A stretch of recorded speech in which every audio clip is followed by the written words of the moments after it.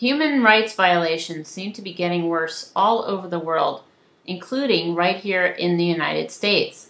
But specifically, China's treatment of workers at Foxconn, the factory where Apple, Dell, HP, Motorola, Nintendo, Sony, and Nokia products are made, is just as much an American problem as it is a Chinese problem. American companies choose to ship jobs overseas to save a few bucks at a factory where conditions are so bad that they have to hang nets across the buildings to discourage workers from committing suicide by jumping. Can a president use foreign policy to improve worker conditions? What would you do? Well, my opinion about that is if you make it in China, sell it in China. You make it in Mexico, sell it in Mexico. I want to bring the manufacturing back to America, made in America. When I go to shop for something at the store, I want it to say made in America. You know, I'm tired of the world globalization that they're attempting to do, because their whole attempt in the long run is to have a one world nation with a one world government, not elected, but people that are appointed. The very, very, very rich people in the Bilderberg Group, the Trilateral Commission, that have been pushing the United Nations and all of this since 1946 to have a one world government. They have destroyed the economy of America. And if we don't put people back to work, America is going to go totally bankrupt. There'll be no money for Social Security, for roads, or anything in America. We have to stop this world globalization and stop it now. Okay, James? Well, I don't, as a president, I could talk to these corporations, but money talks.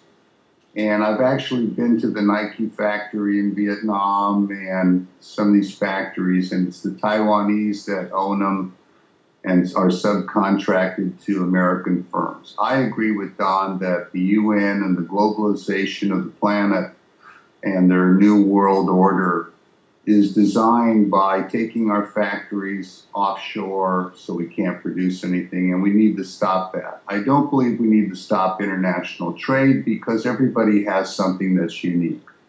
And I think trade is a good thing.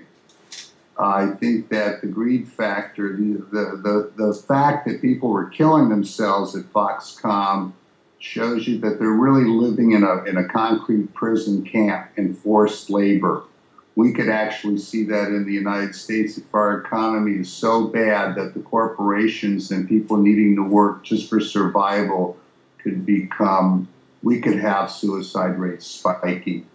I think we're just in this period of acknowledging that even though I have this beautiful iPhone, this iMac, I would expect that these corporations would do better with their workers, but it's not Apple who's running it. It's the Chinese who are running these factories, and it's definitely going to be an ongoing problem. Well, it's Apple and HP's choice to manufacture in these countries. And they need to come back home. And how would you encourage that? I'd encourage that by giving them a tax break. We're going to have to do something that help them to offset the costs of moving back to the United States. We're going to have to give them an incentive to come back home. Personally, I don't really think we need to give them anything because I think things are going to go a little haywire over there in Asia. They could have a revolution themselves in China and start breaking down into a civil war. And us to depend on the Chinese, first of all, security issues with high technology products, phones, computers, we don't need to have them in foreign hands.